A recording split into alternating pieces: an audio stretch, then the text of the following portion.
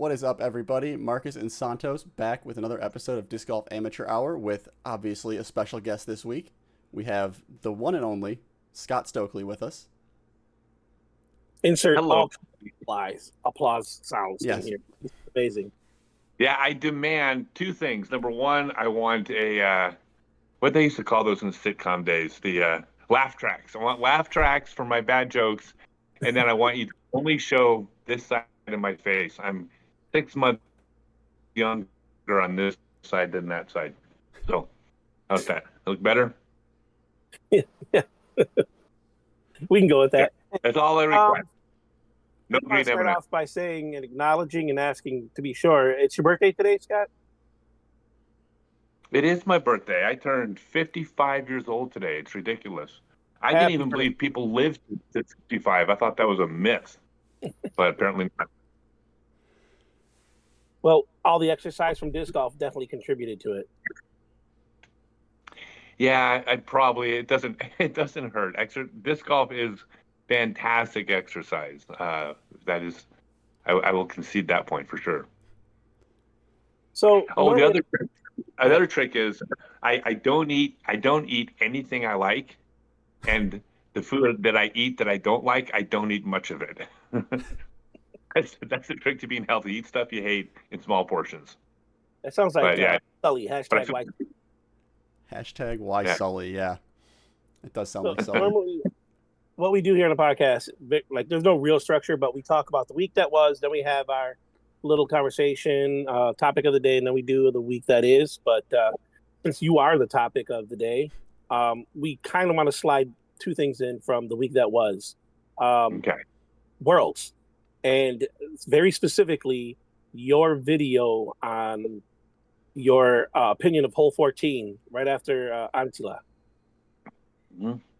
Yep. Can you, for those who haven't seen it, can you just give us a brief breakdown overall on the courses at Worlds? Because I was checking out all of your social media, but not everybody has. So give us your opinion on Worlds, and then let's narrow it down to that hole 14 update that you gave us. Sure. So the opinion of Worlds was it was as well done of a tournament as has ever been done in the history of disc golf. They knocked it out of the park. The staff, the volunteers, the sponsors. In my opinion, I thought the courses, both of them, were fantastic.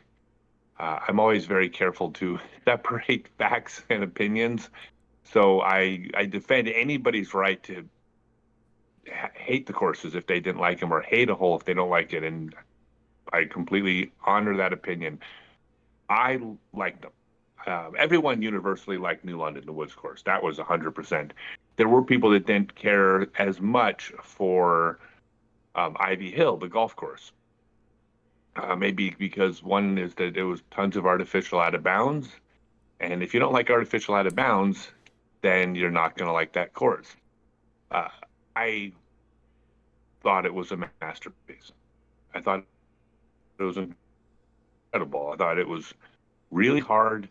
I hate to say it. I don't want to start any controversy, but I think a lot of the players that didn't like the course threw a lot of out of bounds shots, and my response in general would be throw better shots, and you might not hate the course as much.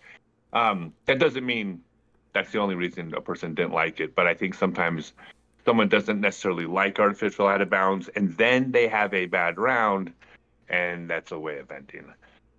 But again, I defend your right to. It's an opinion. You can hate those courses, and you're not wrong. Hole 14 was the most controversial hole on there. It was a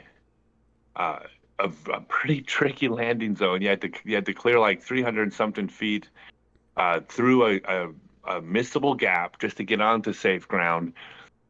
When you were on safe ground, you had another like 500 something feet to the base of a steep hill, and the basket was, I don't know, 40 feet up the steep hill. But I mean, when I say steep hill, we're talking 35, 40 degrees or something. I mean, it was a steep hill. A couple things that made the hole good was there was OB, the length of the hole, both sides. And the only way to birdie that hole, I mean, most of the players in the field throw far enough to get a birdie, but you had to risk out of bounds early. If you wanted to play for par, a top level professional had a pretty reasonable window to throw out and then throw up to fairway 120 feet short, pitch up, make their par. But if you want to try to birdie it, you risk out of bounds early, but you also have to throw a great second shot and can a putt because you're probably not going to land the second shot on the side of the hill. The disc fades too hard at the end of a 500-foot throw to have the angle you want to land on the side of the hill. So you're throwing at the base of the hill, making the putt. The hole itself had below the hole. Well, it was trying to buy out of bounds on the side of the hill. Below the hole was covered in rocks, and there's a stairway leads up to the hole, but the stairway is basically to the base of the hole. That means anywhere below the hole, short, long, or below the hole, if you hit your approach shot there, you're probably rolling to the bottom. You're basically, I would say probably, it's probably maybe 50-50, but it's luck if it stays. And if it rolls away, it would be, by definition, then bad luck. The area above the hole, even though it was still like that probably 40% slope, was relatively clean of debris. It's a smaller landing area, but it's a more predictable landing area. Players didn't like the hole, number one, because if you get rollaways, you feel like you got a bad break, because anytime the disc hits the ground and rolls away, it feels like a bad break. And I personally pushed back a little bit against that because I feel like if you landed below the basket and got a bad break, you threw a incorrect throw. You threw to the wrong landing area, or you threw to the right hand landing area above the basket and didn't execute. The area above the basket was a tough angle to stick a disc on, but there's 15 million people that play disc golf. We're the top 100 in the world. We should be able to stick that landing area from a reasonable distance. That level of skill should be expected from us. So the bad breaks would most often happen poor execution, or in many cases, I just think poor decision making. Bad break, avoidable bad break.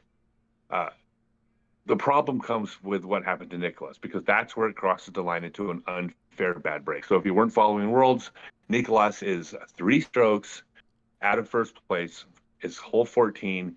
He does the risky drive, which is basically barely, hit the gap, but he did it in a way where he, without even a big arm, was able to throw a second shot to the base of the hill, giving himself like a 50-foot uphill putt, a hard putt, but he gave himself a chance to make the putt.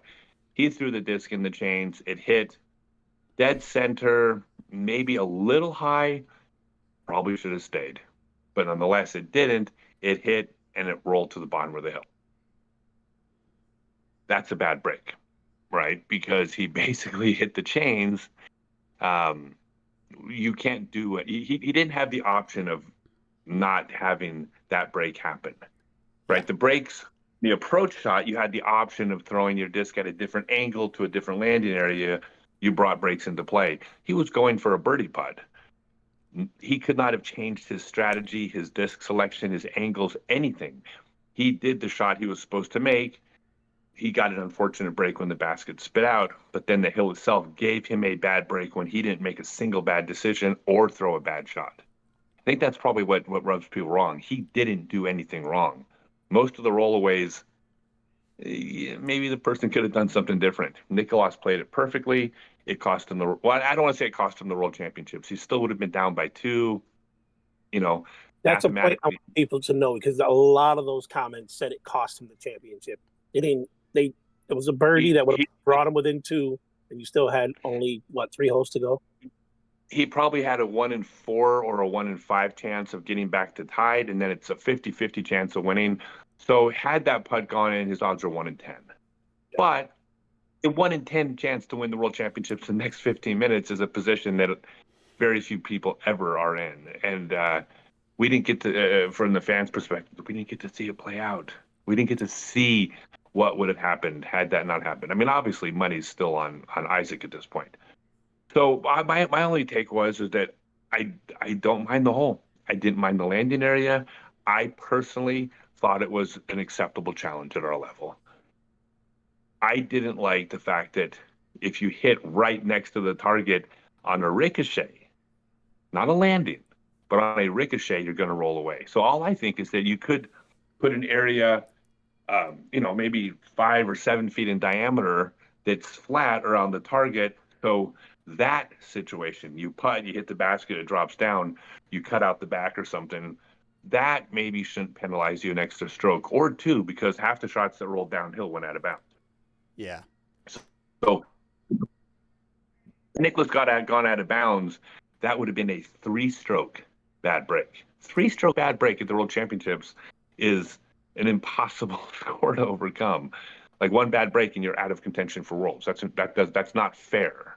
Now, I don't think there needed to be a land. This guy probably a longer answer than you were looking for, but I don't think there needed to be a landing area large enough to land in. I don't think you needed to have a 40-foot wide area or 25-foot wide, so you had a flat spot to land your shot. I'm okay with forcing us to throw the difficult approach.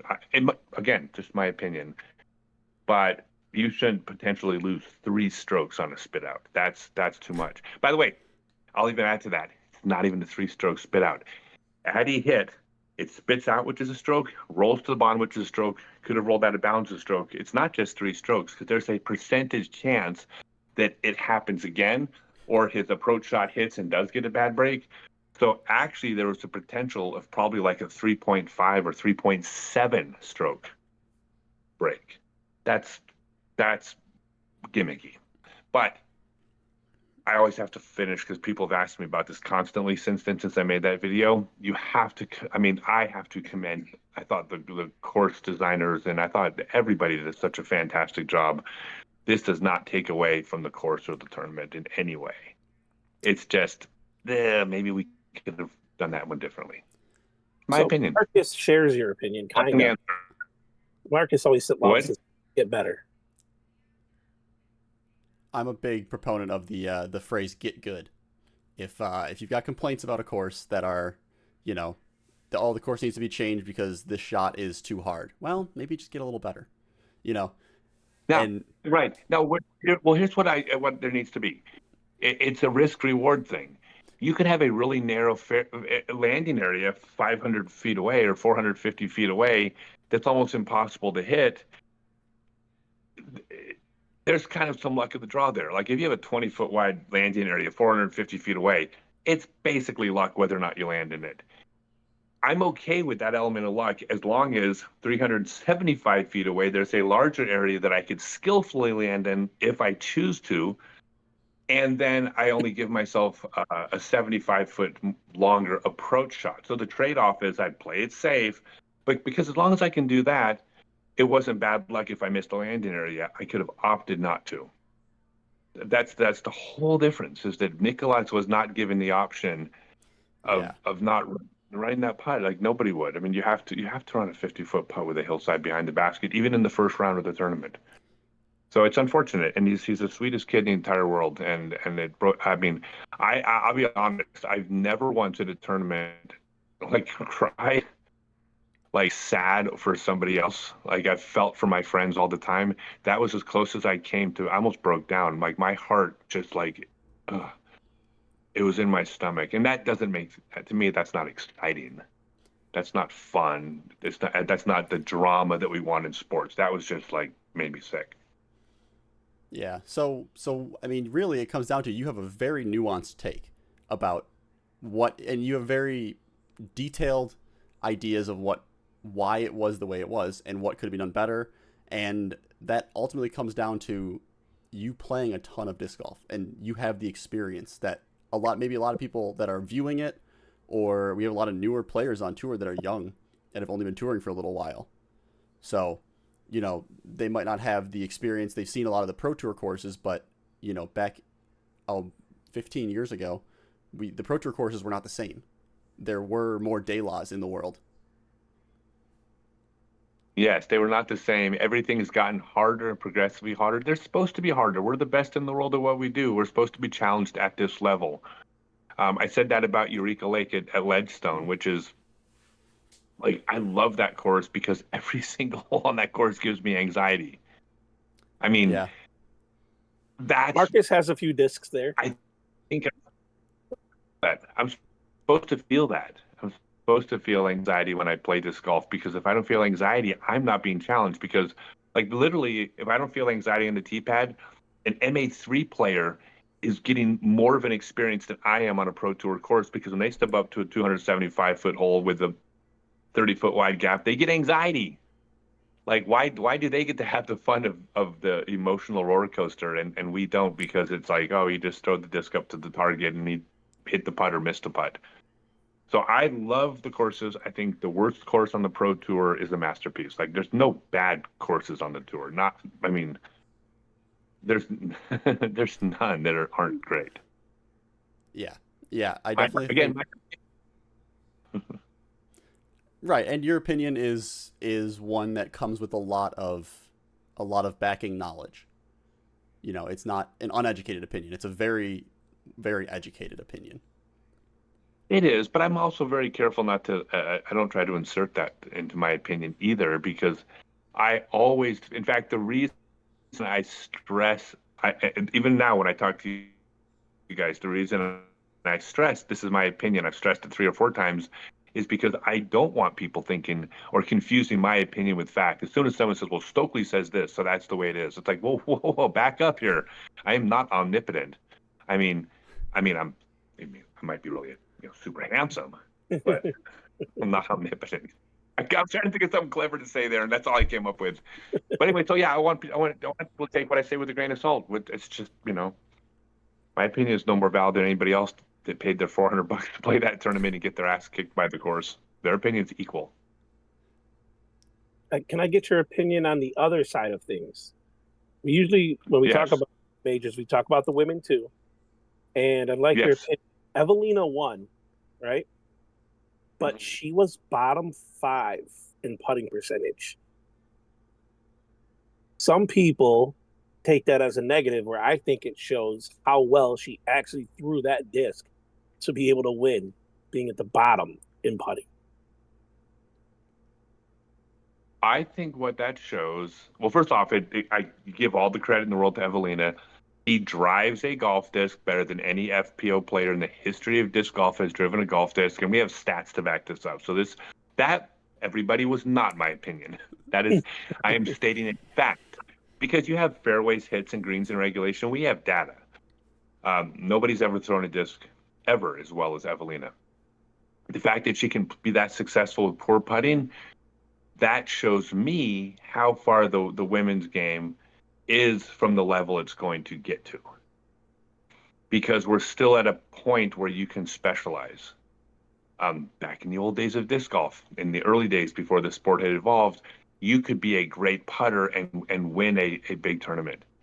Back in the UFC in 1993, or even all the way to like 19, like up to like 2000, you could hold a title simply by wrestling or with jiu-jitsu or by being a good kickboxer because the sport hadn't evolved, so you actually could win as a specialist. And uh, you can't really do that anymore.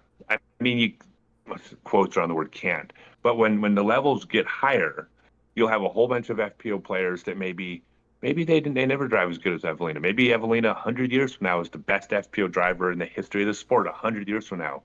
But there's going to be a whole lot of FPO players close to her driving ability who can putt. And that just means that her game is as impressive as it is, it means the ceiling's still much higher. I'll even add to that. Look at someone like Eliezer. Eliezer throws 500 plus feet off a tee pad, right? Okay, well, she's an outlier. Right. Well, that's an outlier that's going to give her a massive competitive advantage over the field when no one else does it. Eventually, when you have Eliezer throwing 500 feet, you're going to have to throw 480 in FPO, or else the 500-foot throwers will have a competitive advantage. Right now, she's younger and she has to develop other parts of her game. But once she puts the whole game together, if she puts together her short game and her putting game and mental game and all the other pieces with her power, you're going to have to change the game or else you ain't keeping up. So I think that's all it is. And even just to beat a dead horse in the MPO division, like there are things that MPO players still lack in their games. but it's close. Like we're not in 100 years. It's not going to be much higher than it is now, because you can track. It's just statistical. It's leveling. The gains are leveling, and the fields are tightening. I'm a math guy. The math shows that you're not going to get some outlier spike. No one's going to come out and start shooting 3 strokes around better than the top player on average for a season ever again, because we're in MPO. It's just too close. Yeah. All right. Thank you for that. Yeah. That was the week that was. That's how we got that part out of the way. And now we can get to the main topic, which is you. So, Oh, you forgot about no, you forgot about the most important part of the World Championships, the oh, Professional Disc Golf Association World Championships. You are aware that the World Putting Championships took place. oh, that's right. I did not bring that up. I saw you posting your. Yeah, please, by all means, give everyone the updates on Yeah, how that. yeah. So apparently, a lot of people are making this claim that Ezra Robinson won the World Putting Championships. I like to think of it as I got a silver medal. If we're No, close I enough to finished the second. Olympics, you can pull that off. It's okay. Right. Look, if I was an MMA fighter and I lost a title fight, my social media would say I got the silver medal tonight, because I will spin everything in a way that makes me happy. No, I'm very proud of it. Okay, the side games, distance, putting, forget about the whatever that trick shot. No one, that's silly. But distance and putting, those two are things that people do care about, who throws the farthest, and they don't care a lot, but they don't care none. And I've never been known for being the best putter. I've never had the reputation for being the top putter. I do not believe I've ever entered the putting competition at the World Championships before, and I entered this year, and I was in first place until the very end. But I beat Isaac Robinson, Eagle McMahon, Gannon Burr. I beat a who's who of killers, and so I'm very proud of it. With my Ren from Stokely Discs, cheap plug. No, we were going to slide into that. That's why we were going to celebrate you. I was going to ask. Yeah. That's a great segue. And how did you get that far? What disc did you use? So let's go ahead and talk about your new disc lineup. Let the people know. I used the Ren from Stokely Discs. No, I manufacture golf discs now. The company, well, 2 companies. The first company is called Stokely Discs.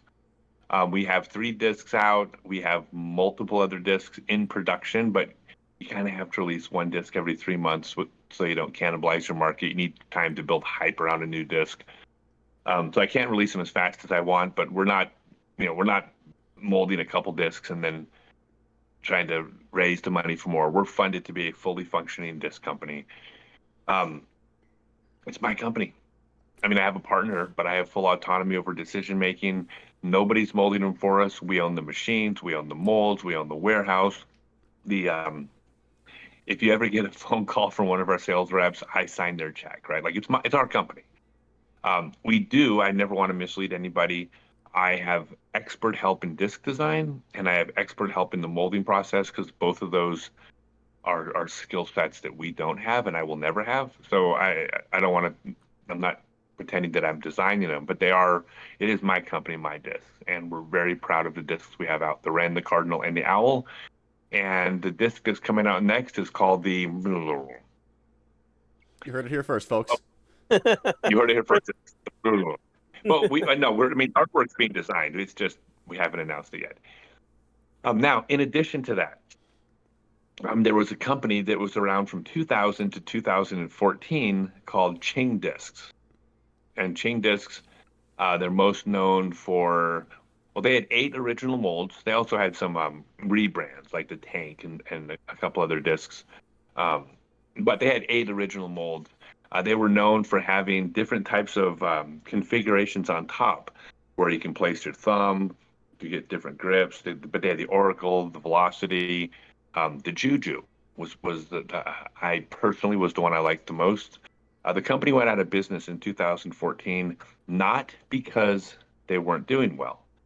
Like, if they weren't doing well, like, why would you want to own that company? Like, that would be silly. They were actually successful, had been successful and profitable. They went out of business for personal reasons. The owner just had his reasons. We bought the company a couple years ago, and we are now manufacturing Ching discs. We own all 8 original molds. The Juju is out, and the next one, the will be released in about a month. So Are that you So yeah, familiar Ching, was with those, Marcus? what was Ching, that? Are you familiar with those? So yeah, I started disc golf in about 2014 or 2013. Never got serious in probably 2015 or 16. So I knew about Ching discs just from being a lover of the game and doing research on discs and old discs. So when I saw that, like, scrolling on my Instagram, and I see pop up a Ching Juju, like a brand new one with you holding it, I was like, oh my gosh, like this is happening again. it is. Here's the thing that this is my challenge with Ching discs because they have these on like so. For instance, the Juju has 9 different thumb indentations on top. It's not a flat surface. Um, it has they're in 9 individual thumb grooves, but what they are is there's 5 different thumb grooves that are each a different distance from the rim, and then the other 4 just are for symmetry. But there's 5 options, so you can place your thumb into a little divot on top of the disc, but you can choose which of the 5 spots best fits your hand.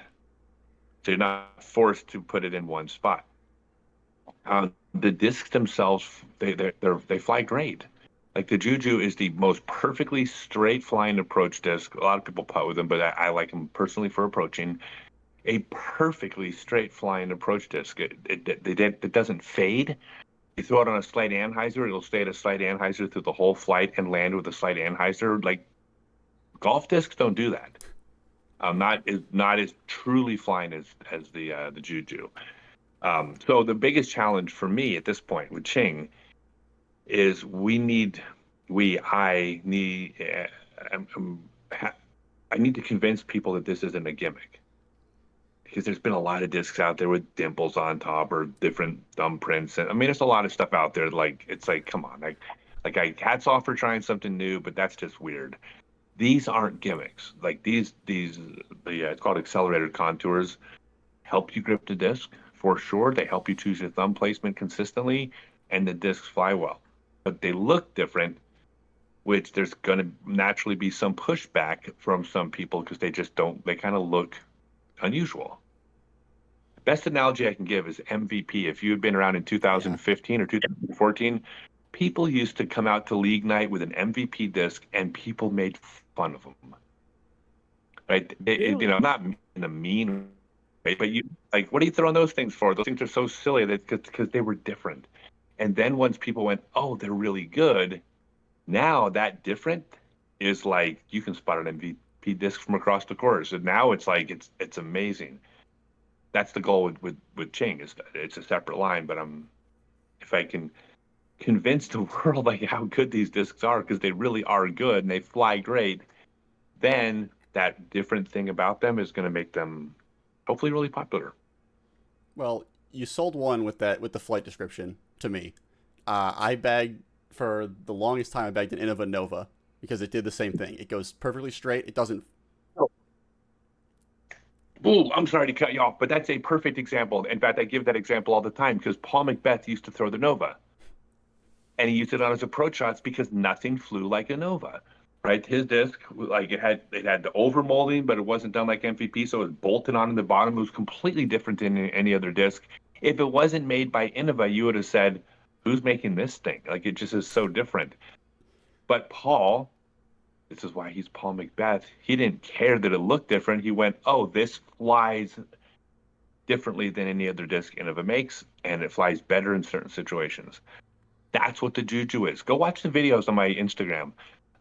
Every tournament, I'm throwing the Juju like 3, 4 times in the woods, and I'm putting it in the bullseye like virtually every time. 150, 200 feet out, but like through tunnels and I mean, just watch the way it flies. Nothing flies like that except maybe a glitch. Glitch is probably a similar flight, but the glitches they're smaller, which makes them harder to control, and they're lighter. The Juju's a little bit bigger. I think they're easier to control, but the glitch has the same type of like characteristic. Yeah. Yeah. No, I I'm excited for it. Dude, my Stokely discs and Ching discs. I'm excited for both of them for different reasons. I love what the market has become for disc golf. That it's so almost approachable now to come out with discs. There's so many people that so many people that have the background of molding or metalworking to design molds that are now into disc golf and care enough to try. I think it's so cool for the sport. Yeah, well, I'll tell you the thing that's tough, and if you follow me, I root everybody on. I'm not rooting against anybody, but there is an incredible uphill battle for a small company manufacturing discs. The challenge you run into when you're manufacturing, if you're a small company, is does a pro shop carry your disc? Because they only have, let's say a pro shop has a total of 70 slots available.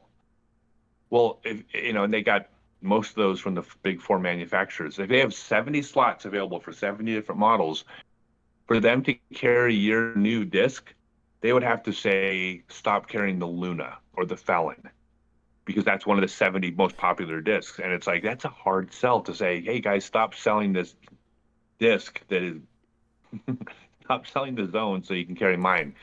So it's hard to get into stores for that reason. You can get into the largest stores or the big online vendors, like Infinite carries everybody. But if you're on Infinite, you're also probably on page 70 or page 90. So it's a real uphill battle. We've spent several years developing this company, business plans, meetings, investors, the whole thing. And one of the things we knew ahead of time was either we are in all the way in, we are a full production facility, like full speed ahead. We will have a full complete lineup of discs in a couple years after a few years of releases, or we don't do it at all, because there's no making 3 or 4 discs and then hoping they catch on. At least in what we felt. I fortunately was very lucky that I have an investor, because obviously that's really expensive and it's outside of my wheelhouse. So, I'm not suggesting something you just go out and do. I'm very lucky, but it was that or nothing. As the new guy here, who's only been playing year 5 now, I can attest to. I think it took me 3 years to get my bag together because I was always trying something new. Yeah. If and this is just strictly speaking on an amateur level, if I knew that a company only made 3 discs, I'm probably looking at trying out their putter and then waiting to see if more comes out. Because I don't know what it is about a lot of the amateurs who feel like they're kind of committing to a manufacturer. So if they like one mold, they want to try other molds from that manufacturer first before they move on to other ones. I had the luxury of having people like Marcus and people who are around a little longer than him and a little shorter than him, who can just kind of guide me and put discs in my hand, knowing what I wanted to throw and making it happen that way. And that's ultimately how I ended up with my new putter. Marcus got the Warlock in my hand eventually, and I'm thrilled with that thing right now. So yeah, it's exciting to hear another company coming out with experience, and you have a plan for a full lineup, not just the 3 that you have. And I know the people can't wait for the to come out in a month or so that they can try it. Yeah, I mean, we're scheduled to have 8 discs by the end of the year out. Oh wow! So we're already getting up there. No, and I got to tell you this. This is another piece of absolute. I'll state this as a fact. These small manufacturers out there are making good discs. Okay, the big companies are not making higher quality discs than the smaller companies. The big companies have more molds. Their percentage of absolute winners, along with discs that are pretty good, and their percentage of stinkers is probably similar to a small company. But if you're a small company and you have 4 discs and you have 1 winner out of those 4, well, that's the big manufacturers aren't, they're not batting any higher than that. It's just they have, 60 discs, which means they get 15 winners. You have 4 discs, you have 1. But if you're a player, like, the small companies put out good discs. They put out great discs. Support the small guys. And I will say this, the big 4 companies, which I would call House of Disc, the Dynamic, Trilogy Company, the MVPs, the Discraft, and the Innova, they're all friends of mine. Like, every one of them Like they're all in the contact list on my phone for the most part. We go back many years, so I have nothing but respect for these people.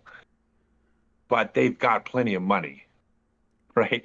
If you can find an equally good disc from a smaller company, I'm not doing this to pitch mine. I'm going to be one of the big companies. So I'm all kind of talking you out of my disc by saying this. Go support the little guy. Go support your Trash Panda. Go support Doomsday. Go support AGL, who does third-party marketing. Like, go support those guys because they're pumping money and love into the sport. And if we can keep those companies afloat, it's better for everybody. Yeah. The big So company, it's already won. Go to the local burger joint. McDonald's doesn't need any more of your money. But Right. you know, Dave and his wife Judy with the burger place a block away, they're trying to keep the lights on. So I'm a big fan yeah, of the shopping local and the little guys.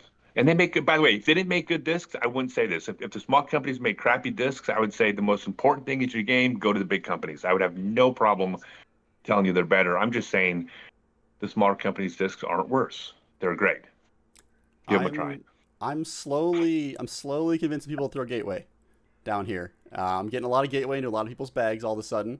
Um, and Gateway They, came out with some awesome molds last year. their their new drivers are killing it. They've always been known for their putters, primarily the Wizard, but um, I think Gateways, the last few drivers they put out are almost universally have been well received. Yeah, yeah, I bag all of them. And Okay. people are. I'm on one of the Gateway Pro teams as well. I'm on one of the lower pro teams, so I contractually like Gateway. But I've Well, always I was at dinner with Dave McCormick at Gateway a month ago. I'm not kidding when I say they're all my friends. yeah I mean, if I'm in St. Louis, I'm out, I'm hanging out with Dave, or I'm hanging out at the factory with Dave. When I was in Kansas, I was meeting with Rusco and David Hine at the Dynamics. I mean, I went out to dinner with Jim Kenner at Discraft earlier this year. So like these literally are all my friends. yeah Um, but yeah they already won. They've already won. yeah, and I bag AGL like you mentioned. AGL makes awesome discs. Josh Um, is such a and yeah, he's the only manufacturer in the sport who has had third degree burns over like 10% of his body. Can you message Felix back? Yeah. So yeah, you know about that, right? yeah. Santos Yeah, might not. Josh at AGL. Something happened at a bonfire and his shorts caught fire. And when his shorts caught fire, the fabric liquefied and then stuck to his skin. Oh wow. And then yeah, he got massively burned really, really badly. And it's almost as close as I ever felt to feeling bad because my comment on his Facebook post was, I go, is your wife going to stick with you? Oh. Oh. I know. Wow. It's one of those ones I typed it and I went, I can't Wow. do that. I can't. That's way too funny. No, I can't. No, it's too soon. But if I don't, somebody else will. No. And I was like, oh, he laughed. I love Josh, so he got it. Yeah, I mean, at the end of the day, these like the guys that like you were saying, you go meet with, you talk to the owners, Rusco and Dave. Like they're still guys that are disc golfers. We're all disc golfers at the end of the day. They're successful disc golfers now with their own companies, but they're still disc golfers. They still like throwing frisbees in the woods. Yeah, I like people. The original like corporate company was Innova, right? They're the ones, and that's more than anything it was because of their success. They became the big company. They were the first one to get into big box retailers. They became the big massive disc golf corporation. Business, business, business. Innova is all about business, right? Well, I knew every one of the owners of Innova before they started Innova. I knew them before 1983. Dave Dunn and Pace, Tim Slinsky, Harold Duvall. I knew Charlie Duvall not as much, but I knew the four of them. The first three players I named, all three of them have won world titles in disc sports at a time when first place at a world championships was a trophy. So in other words, they were flying around the world, winning world titles without even without even a purse to play for. So it's like, yeah, they're big successful corporation, but like they dedicated their lives to playing frisbee. And so, and I've never been, like I was always on Team Discraft, so we were rivals with Innova and everything, but it's like, but I don't let people disrespect Innova because they built this company out of the love for the game, and they also happen to be really good at business too, which I respect. Yeah. Nice. Yeah, absolutely. And I mean, So, even oh, go ahead, Santos. You got one. no, you finish because I was going to move on to something else I wanted to ask him I about. was gonna move Go on to ahead. something else too. I'll just add one more thing to these big companies, and this is the part, and I'm gonna. Oh, you guys want some breaking news? I'll give you Yeah. guys some breaking news. Okay, the four big companies I mentioned, what used to be Trilogy, Innova, Discraft, and MVP, um, all of the owners of those companies will be working for me someday. Breaking news. You heard it here first. Clip it. Yep. Well, no, I'm just putting that out there. I know. I will, I will be. My goal is to be the 800-pound gorilla, where I start making terrible business decisions because I'm complacent because of my wild success. I think that'd be a fantastic problem to have, to be the 800-pound gorilla. Then everyone else makes fun of the 800-pound gorilla. Yeah, go. I'm sure Bill Gates is crying over being Yeah. the 800-pound operating system gorilla. So, anyways, that's my plan. Everyone's going to work for me. All right. Oh, I need my. Can you grab my charger out of the duffel bag? Sorry, I'm gonna plug my phone in, but That's cool. Something else happening today. We talked about your birthday. Something that you and I both share is we quit smoking in the year 2000. And oh, what really? we're trying to do is something really awesome, the inaugural smoke out for disc golf. Yes, Yeah, so my yes. background, I smoked quite a lot. I was up to almost 2 packs a day. And then my daughter was born.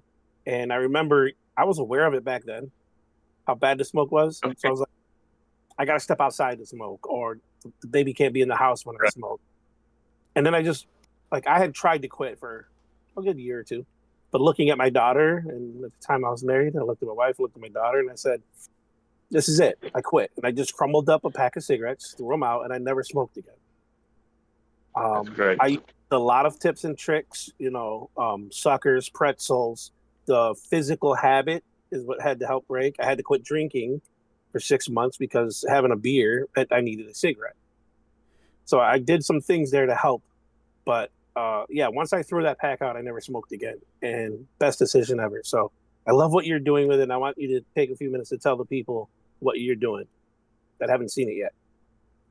So I am. So today on my birthday, I've started what will be, it's the inaugural International Disc Golf Smokeout, which is the day when all the disc golfers out there that would like to quit tobacco, not just smoking, but smoking and dipping also, can all quit on the same day. And then they can all root each other on and hold each other accountable. I'm probably going to do it twice a year because I've already kind of decided. I've gotten so much positive feedback. I'll probably do it again on New Year's, and then I'll do it a twice a year thing. New Year's and my birthday. Um, it's something that I think is important because, um, well, let me preface this. I am a rational anarchist if I was to identify as any type of political type of viewpoint, which means I defend your right to be self-destructive. I ain't trying to tell no one else to do or be preachy or lectury or anything.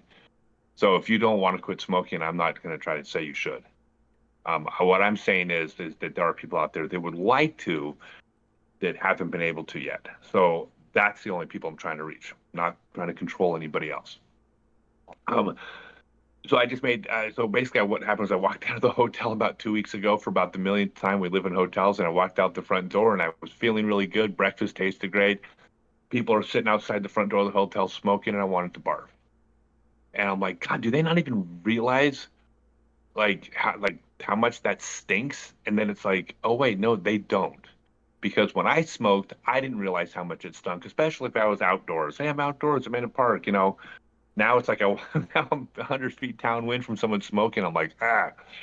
And I just had this epiphany. I was like, well, we should do something. Like, I should maybe just kind of, let's see if we can get people that, well, it's just basically that's where the idea came from. I just had that moment of like, oh, um, 'cause I smoked for years. I smoked until 2000. It's something that I think is important for me is that I have a large following. And I do have people, a lot of people that look up to me. And whether or not I chose that or welcome it's I'm just stating a fact. I just do. Um, I think I've been very open about my life, about my struggles, about my failures. I'm also have become very successful in a lot of ways. Very happy. My business is doing great. Um, and then people do look at me, and so I feel as though I have an obligation to reciprocate some of this that I'm getting from everybody, and I do that by trying to lead first by example, but also with just things, you know. So, for instance, on my Discord server, twice a week I do a show where we just talk about mental health, happiness, depression. I do a show every 2 weeks about physical on my Discord server about physical health, exercise, fitness, weight loss, um, not smoking. By the way, recovery is one of them also. I try to do I just try to teach, not because I'm arrogant or because I'm self-righteous or any of these things. I teach because I know how to do shit because I've done shit wrong. I don't know how else to put it.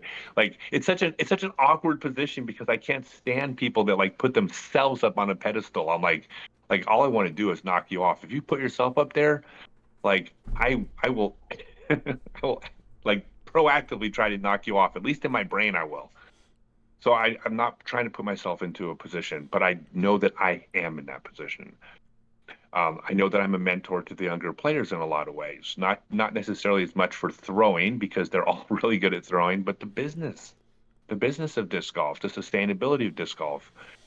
So I try to mentor them on their brands, their businesses. I just feel this is my responsibility because I'm so lucky to be in this position.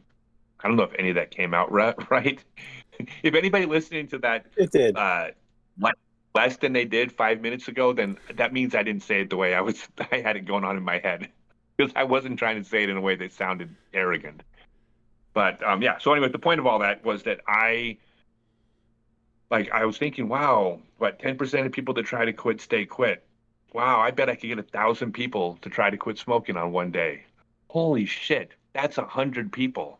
And then I'm like, oh my God, if 100 people quit, that's probably 20 or 30 of them that don't die younger than they would have because they quit. And then I'm like, oh my God, 20 people out there could live longer lives and be around for their children, all because I took one day out of my life to make some Facebook posts.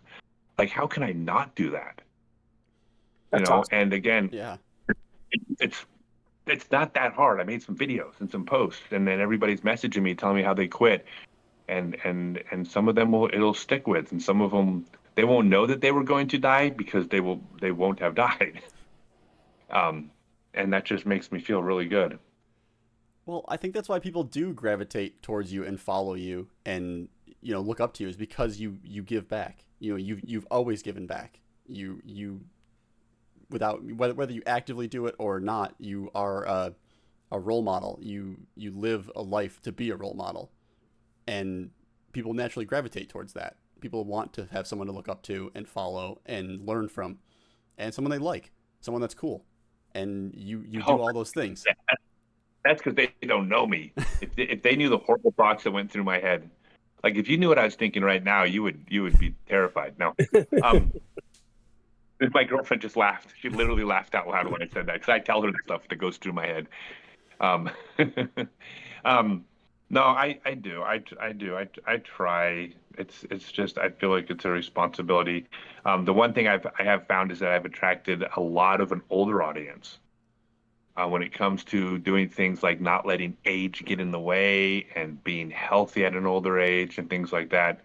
And this probably should have been obvious to me that this would happen when I went back out on the pro tour, but I didn't do it for those reasons. I wasn't trying to like build a brand around this. Now I take it very serious. Like now I'm like, oh my God, I do need to keep living this way because people are following and it matters.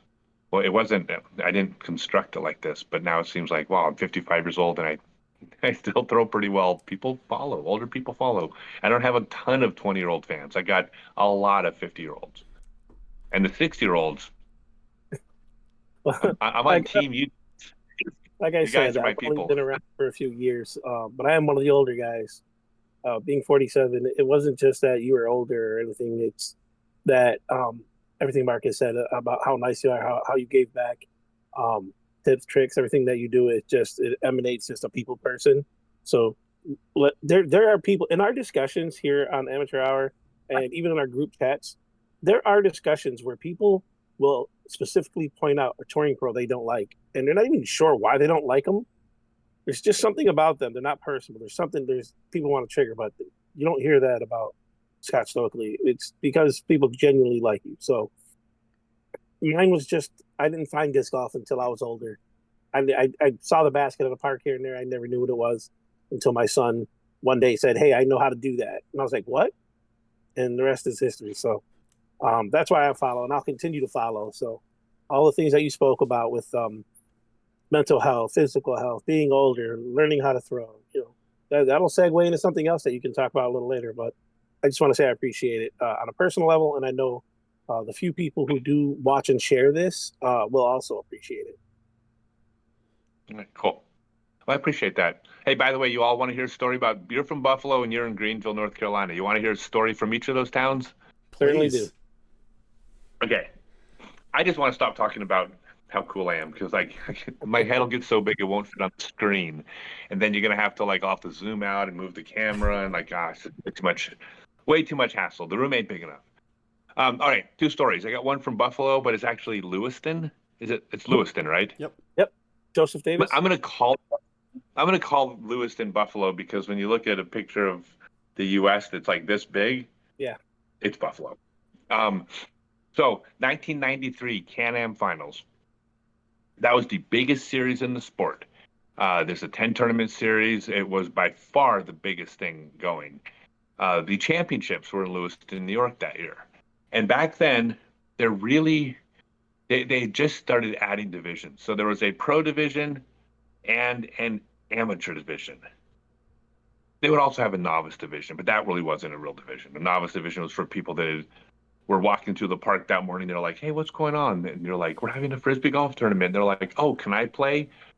So basically, people that didn't know the rules, but basically it was pro and amateur. And then, of course, you would add novice because they're adding more division.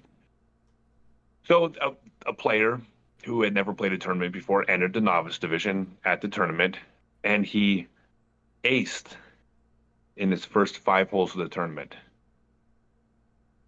Wow. And then he aced again on hole 5. So he got 2 aces in the first 5 holes he ever played at a PDJ tournament, the Can-Am Championships, in the novice division. He had 2 aces in the first 5 holes. And just to illustrate how this was actually a fluke, he didn't win the novice division. Wow. So he didn't even win the time players. So it really was that much of a fluke. Now, that is a story I've told forever. It's in my book, Scott Stokely Growing Up Disc Golf. Actually, if you want to grab that for me if you get up. Oh, that's right. Never mind. Anyway, my autobiography, Scott Stokely Growing Up Disc Golf, is available at Amazon and Audible. I tell that story in my book. The aside to the story, there was such a trip. That was in 1993.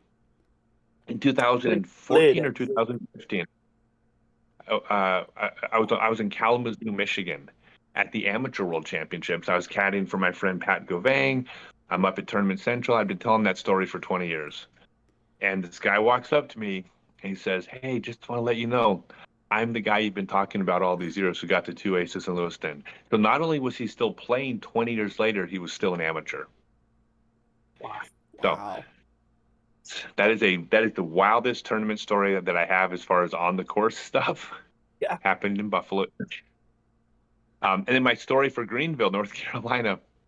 Okay, so we were in Greenville, and we stayed at what we thought was the nicest hotel in Greenville, which is a 5-story Ramada Inn. Are you familiar with it? It No. was green. Okay. So at the time, it was the nicest hotel. This is like just a few years ago, but it was the nicest hotel. Now it's in, I don't want to sound like I'm knocking Greenville, but there might have been some small private hotels, but there wasn't anything like this was considered a nice hotel. It was a 5 stories or Ramada, but it was still a 5-story hotel with a conference center. And we're like, okay, that's our best bet because everything else costs like $30. This was a couple of Yeah. years ago. Sketchy, right? So we go to the Ramada, and it is about the weirdest, most sketchy hotel we've ever been to in our entire lives. Everything is worn out. The lights are flickering. There's tons of people, like there are people selling crack out front. Like it was rough. But we're booked there, right? So, anyways, hey, only the crack part was an exaggeration. Everything else is true. You know, all the in the front of the hotel, all the weeds were overgrown. I mean, it was bad. Anyways, we go check into the hotel. We get our room, and she says in her room it's on the second floor, and the elevator's right next to the front desk. She gives us our key. She's in your room, whatever, 212 or something. But so we get into the elevator. We close the door. The door shuts. The elevator. We hit button number 2, and the elevator doesn't go anywhere. And we're hitting number 2, and the elevator ain't moving. That's not a big deal. Elevators break. It can happen, right? But we're sitting there. Well, we click to open the door. The door won't open. So next thing you know, we're stuck in the elevator, and it ain't moving. And we're just trying to get to the second floor. So we're stuck in there. I bet it's no more than like 5 minutes, but it felt like a long time when you don't know when it's going to open. And finally, the door opens up, and we walk around up to the front desk and with all of our bags, and we're like, excuse me, can you tell us where the stairs are? She's like, why y'all need the stairs? The elevator's right there. And we're like, yeah, well, the elevator, it's broken, you know. And she's like, and she looks at us, and she gives us this look like we were the dumbest people in the world. She literally rolls her eyes. She goes, you get in the elevator, you hit floor number 3. Once the elevator starts moving, you hit 2 before it gets there. And we're like, oh, like she never even considered telling us ahead of time that was our trick to getting to the second floor, because like we should have known this. And then we got up to the room in the second floor, and there wasn't a single light in the room. Every single light bulb had been stolen from the room, so the room was pitch black, had no lights. Anyways, we didn't even complain. We just phones went to bed. Oh my Anyway, gosh.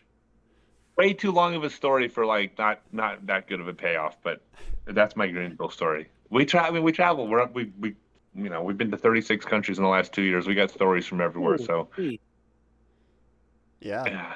I mean, that's a lot of. that's the cool thing about disc golf, and it, you know, being in a position to travel, you get to experience the world in a different way. You know, most people that travel don't go to the parks. They're not going to the local park. And you know, we're actively trying to find any local park that has discs. You know, anywhere we can throw a frisbee, we're going to. So you see the world kind of differently. well, except for us, I have in the last 4 years I've played 4 rounds of disc golf on courses that weren't the tournament courses Really? total. Yeah, because I have a pitch count. I have only so many throws in me. I hit a point Okay. of diminishing return, and any practice I get needs to be field work, putting. Obviously, I can putt, or on the courses that I'm playing. So I never play other courses. And as strange as this sounds, I've been playing for 47 years. When I'm traveling, I'm not really disc golfing. I'm doing everything but. Hmm. Because not that I'm not avoiding it. Like if I'm in Malaysia and I'm gonna go look up the local disc golf thing, it's because it's such a unique situation. I wouldn't miss it because of the uniqueness of it. But generally speaking, when I'm traveling, it's not disc golfing. It's we're going to see as much absurd things or interesting things as we can find. We stay away from the tourist areas. We stay away from places that we don't avoid them to make a point. Like if we were in Paris, we'd go see the Eiffel Tower, obviously. But like generally speaking, we stay away from the tourist areas. We kind of try to integrate with the locals, and that gets way better stories. Oh, I bet. Absolutely.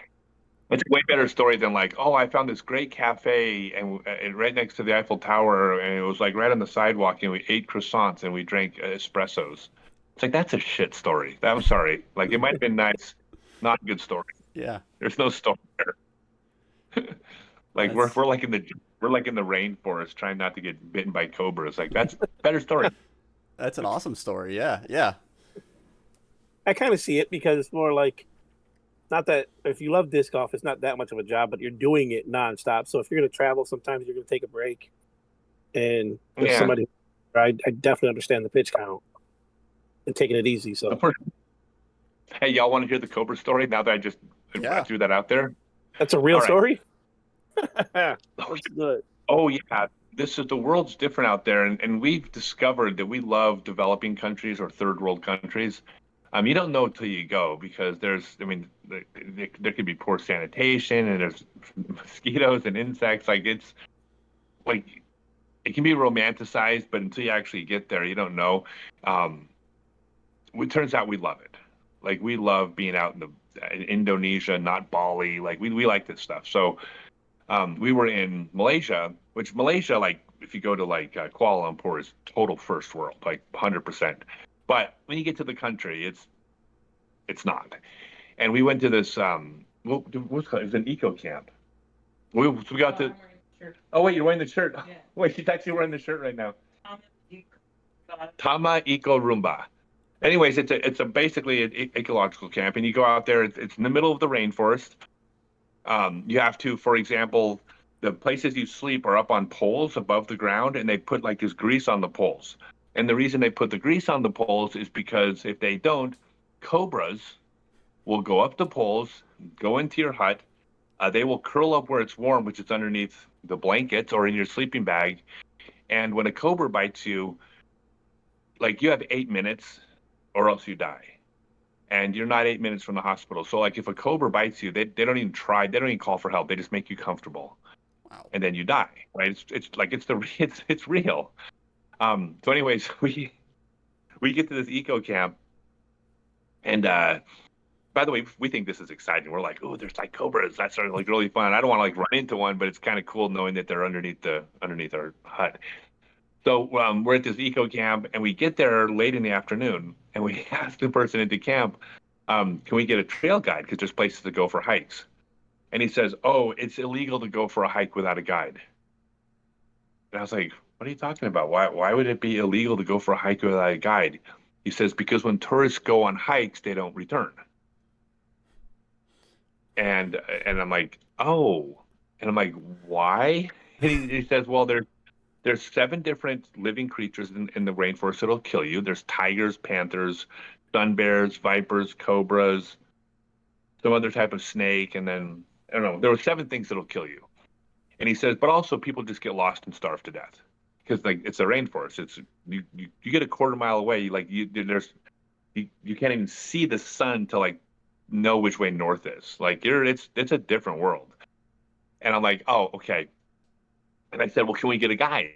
And he said, well, we would, but it's going to be dark in an hour or two, and the predators all come out at night. So you can't go hiking at night because that's when the predators come out. So we'll have to do it tomorrow morning. And I'm like, okay, well then we'd love to go tomorrow morning. And then he says, well, there's this one guy that'll take you out at night.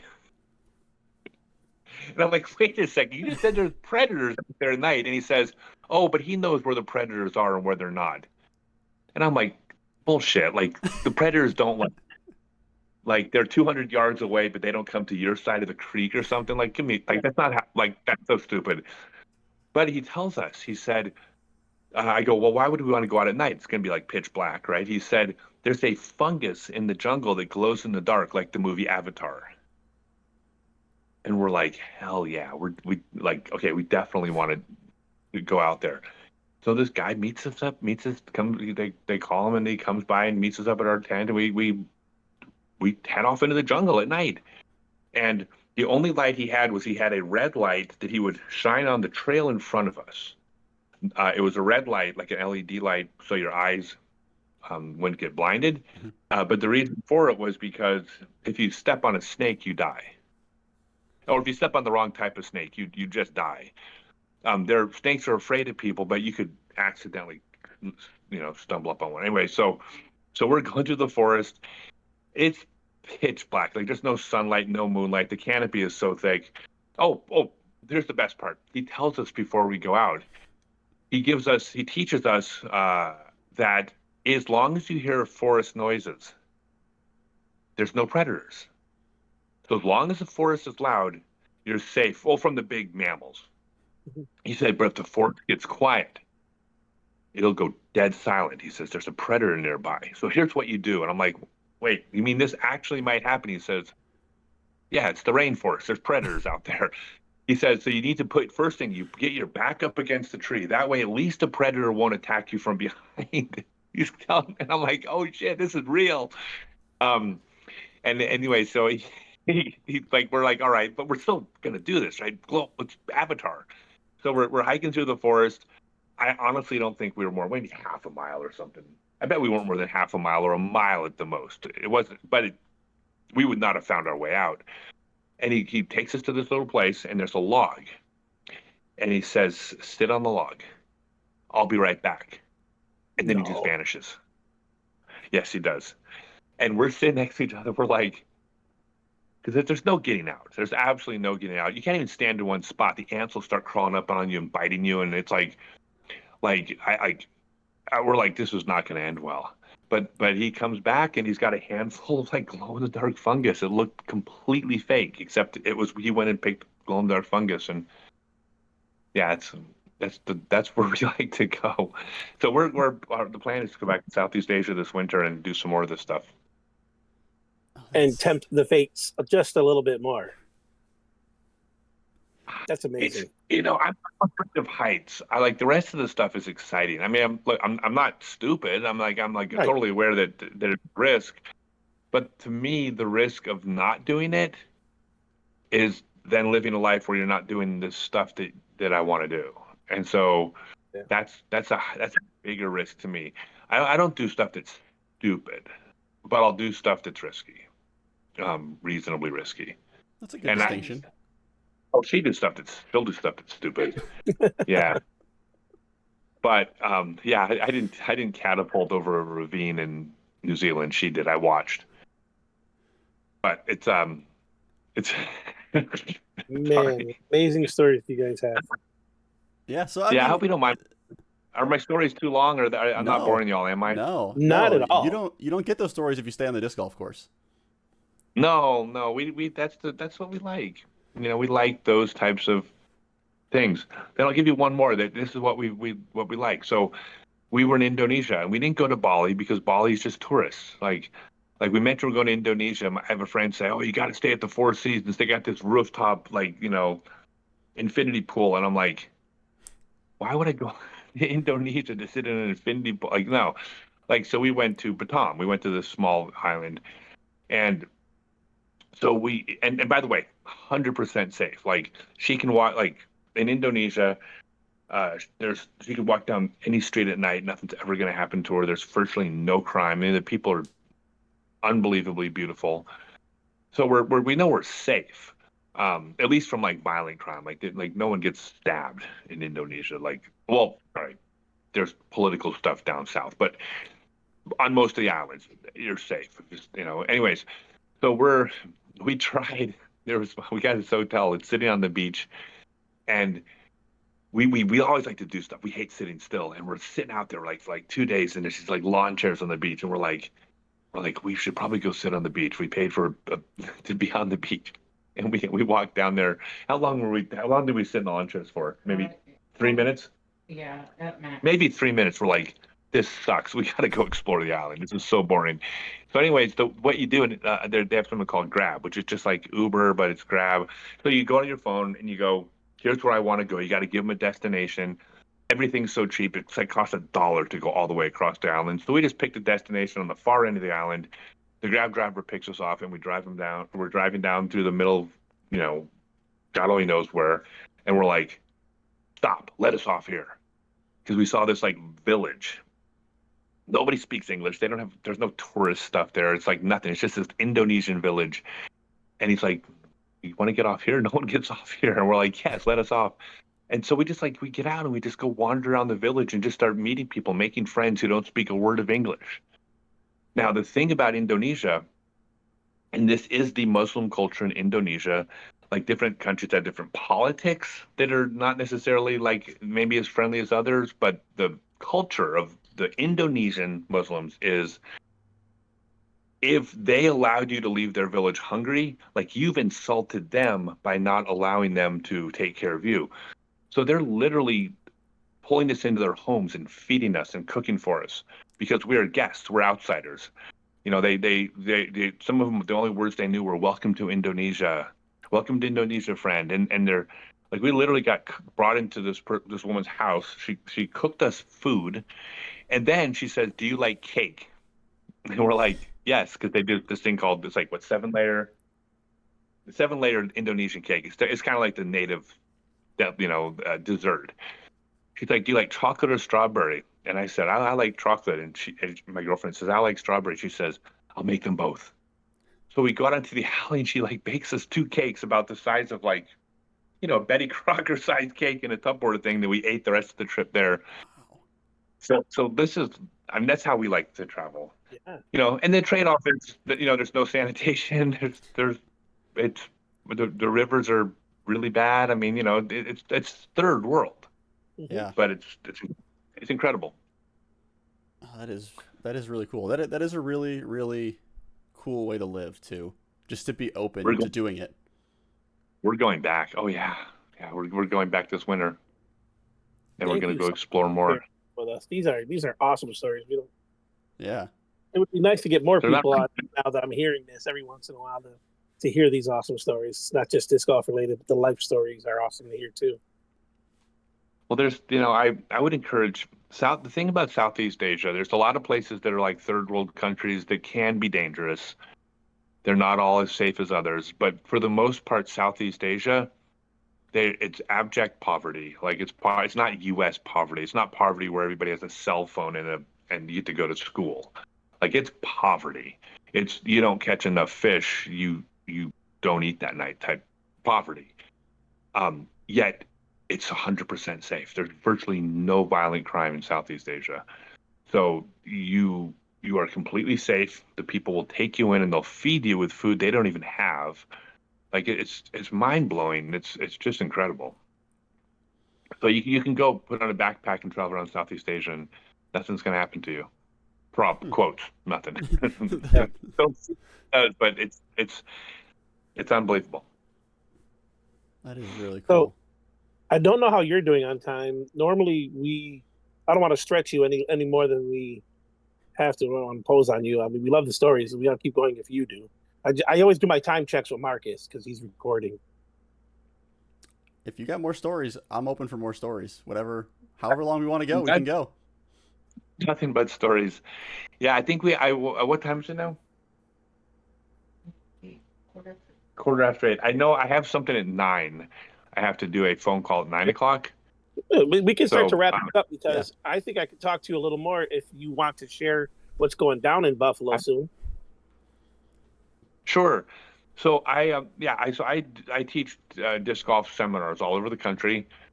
Well, I do more teaching than anybody. So I have for example a 6 month online class called Become a Complete Disc Golfer. Go to scottstokely.net. It's a 6 month class. It's not videos and drills to work on. It's a interactive class, multiple classes each month. They're live, but you can watch them recorded. The biggest thing in the online class is two things. One is I've developed a method of teaching disc golf that's different than anybody else. The Stokely disc golf method is not a different method of throwing. Like there's a right and wrong way to throw. We all basically agree. So I'm not teaching you to throw differently. It's the process to get there. Because as you guys have probably observed, most YouTube videos, even if what they're saying is correct, they're teaching the end result. Here's where the foot goes here. Here's when the hips turn there. This is where the shoulders engage there. And if teaching the end result of what the throw is supposed to look like worked, nobody would come to my classes. They would watch the YouTube video and just do the thing. So what I've developed is a process of learning step by step. It's a layered approach that always ends with you throwing correctly. Um, the biggest separator with my online class is that you get an unlimited number of professional form reviews.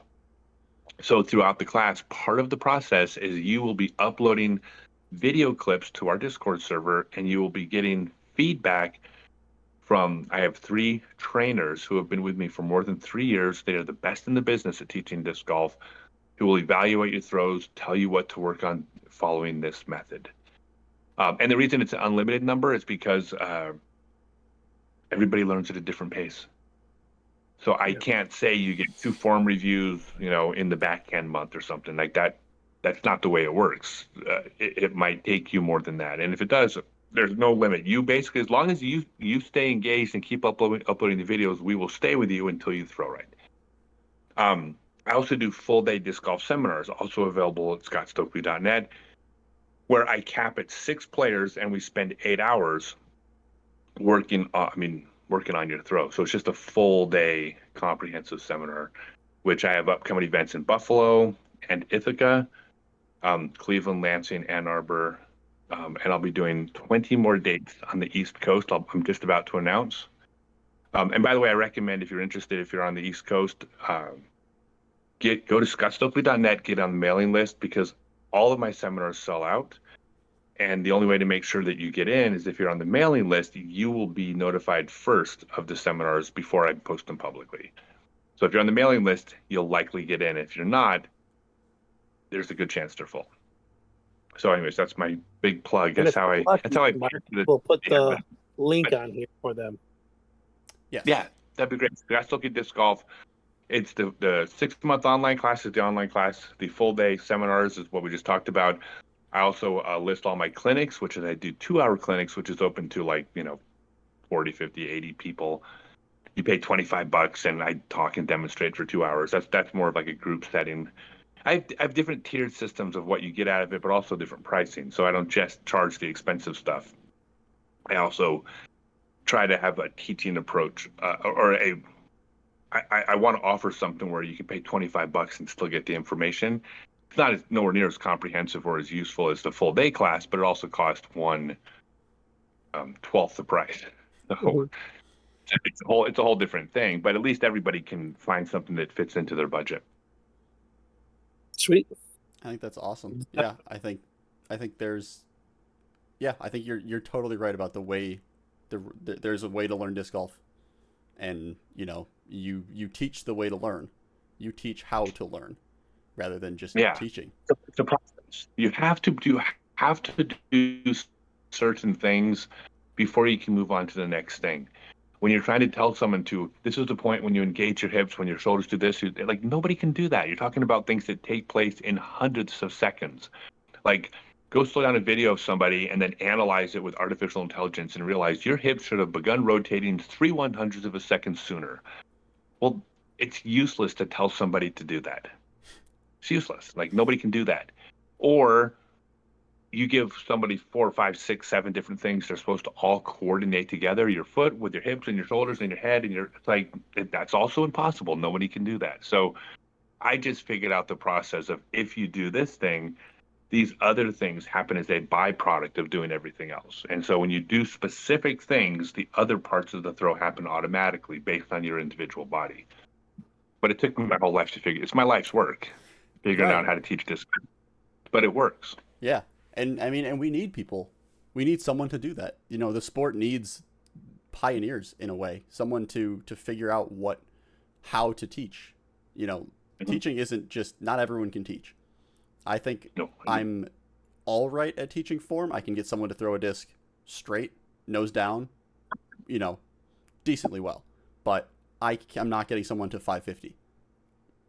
So if you take my online class, then you can also take a certification class and be certified with the Stokely Disc Golf method. I have certified teachers out there. I have a bunch of them teaching seminars. I have some of them online doing online form reviews for people. I have people teaching my online class, and I certify them with the method.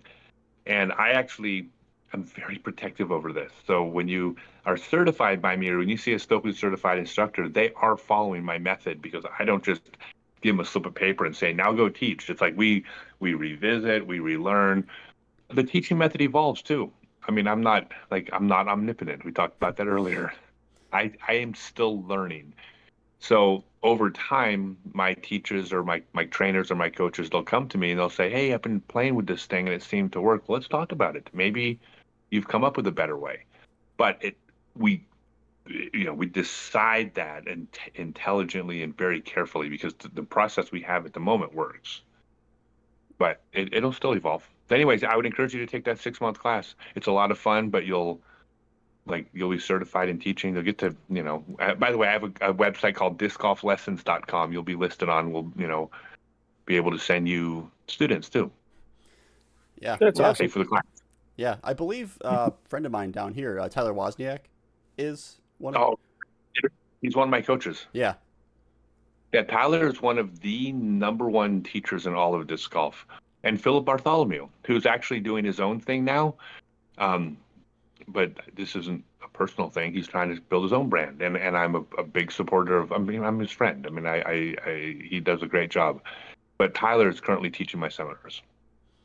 okay, yeah. Because I saw that he posted something about being certified by you, and I was like, He's good. yeah, yeah. He was. Tyler Wozniak knows he's like I full endorsement of Tyler He's and a, Phil, yeah, yeah. but Tyler currently works for me. So, any locals here in Buffalo, if there's still room, check it out and make sure you sign up for the seminar in a couple weeks. Uh, Yeah. if you're still here, Dan, I want to shout out Dan Schmiegel. Dan, I've never said your last name to you. That's why I don't really know how to pronounce it. But Dan is the reason why Scott's here with us. He's the one that tagged the Oh, well, post and got the ball rolling. So, thanks, Dan. big shout out to Dan. Dan, message me and I'll hook you up with some plastic, brother. I appreciate what you did here. And this was such an awesome experience. Yeah, yeah. We appreciate you coming on, taking some time out of your day, out of the touring schedule, to come hang out and tell us some stories. We love it. I, I'm all about it. I'd be happy to come back on in the future too. This is what I like. I love talking about this stuff. So We'll hold you it's a lot to of that. fun, guys. I love having return guests and Yeah, talking to people. Or so, especially when the Love to. season kicks off next year, other things happen and changes. Having somebody who's living that Right. life is such a benefit to the amateurs because, to be honest, a lot of our amateurs here don't leave the area that often. They don't travel and see. They see it on coverage, they see it online.